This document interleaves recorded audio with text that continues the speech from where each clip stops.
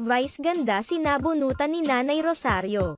Ikinatutuwa ngayon ng mga netizens ang video ni Vice ganda kasama ang kanyang inang si Rosario sa Boracay. Matapos ang bakasyon ni Vice ganda sa isla ng Boracay, lumabas sa social media ang ilang mga video at larawan ng bakasyon ni Vice ganda kasama ang kanyang pamilya at ilang malalapit na kaibigan.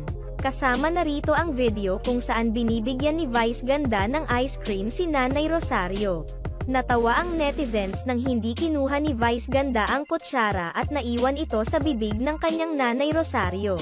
Dito na tumawa si Nanay Rosario at tinapik si Vice ganda dahilan para pagtawanan si Vice dahil nagtagumpay ito sa buwebweset ng kanyang ina.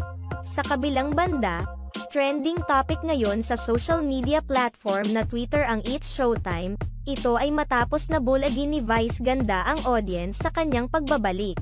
Matatanda ang ilang araw na hindi pumasok sa It's Showtime si Vice ganda, dahil daw sa upcoming series ng komedyante.